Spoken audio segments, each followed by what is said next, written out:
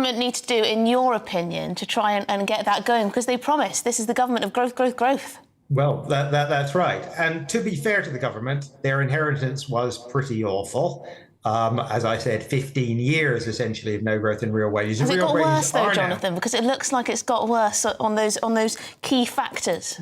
No, that's quite wrong, right? I mean, real wages are growing quite healthily at the moment. Real wage growth is significantly ahead of inflation. That's the point, right? And real wages have grown by about 2% over the last year. Unemployment's up.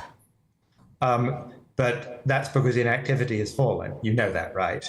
I mean, and also because of national insurance hikes, which is why, Jonathan, you're very patronising, Jonathan. When you come on, I appreciate talking to you, and I appreciate you coming on, but sometimes you know that, right? A little bit sarky, don't you think? Yes, but I mean, we need to get the facts right. So, for example, the latest figures, which came out on Thursday, did indeed show that unemployment was up, but they also showed that employment was up. In other words, the average rate of which people had jobs was slightly up, because inactivity, the number of people who are out of the workforce because they're, for example, sick or disabled, had fallen rather, slightly more. And we know that's been a big problem since the pandemic. So I think we need to be a bit balanced in this. As I said, the government faces a real set of challenges, and you're quite right. Growth needs to be the priority, and the government needs to deliver on its promises here. But equally, we shouldn't pretend that things are somehow got worse over the last year compared to what's happened over the last 15 years, because that's simply not what the data shows. Has anything got worse? Has anything got worse in your view since Labour came into power? Because there have been a lot of economic decisions made.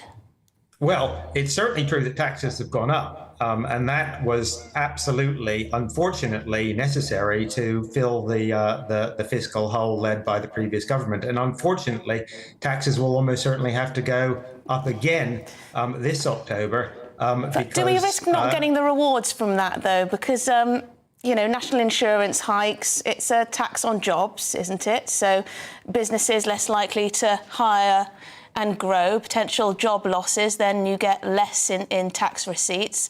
The non-dom changes, again, there's been a partial U-turn on that, but you then end up with millionaires and billionaires potentially moving their assets and etc. and business deals and everything else to different countries. So then you lose tax as a result of that. The VAT on private school fees, we've seen quite a few private schools close. So is that really helping the state of things when you just have more kids in the state sector? I mean, these choices, they're not just as simple as you put taxes up, you get more taxes.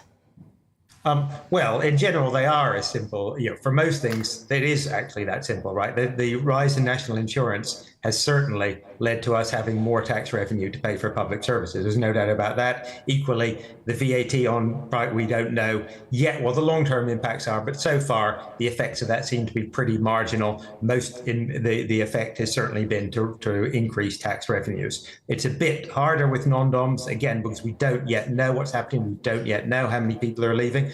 But you're right, these are difficult choices. But nonetheless, the government does have to raise tax revenue in order to pay for public services. There is, I think, a general agreement that the austerity has damaged public services quite significantly. People want to see better schools and hospitals, and the money for that has to come from somewhere. And ultimately, it has to come from us. It has to come from you and me, people who pay taxes. Jonathan, I wonder if well, this is the worry. I feel like it's going to be Middle England, as it were, middle earners, the middle classes who are going to have to cough up more, working class people as well.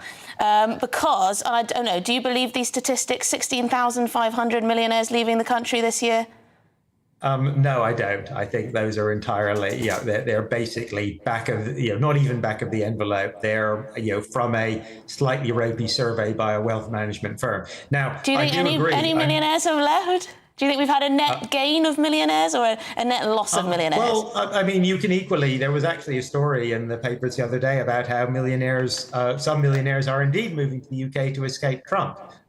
Again, I would personally take that as with a pinch of salt, because I don't tend to believe these anecdotal stories about the odd millionaire leaving or the odd millionaire coming.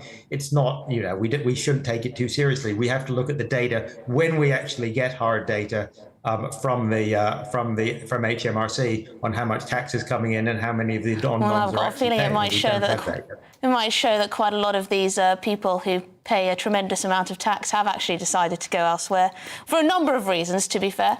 Jonathan Portes, appreciate your time. Thank you very much.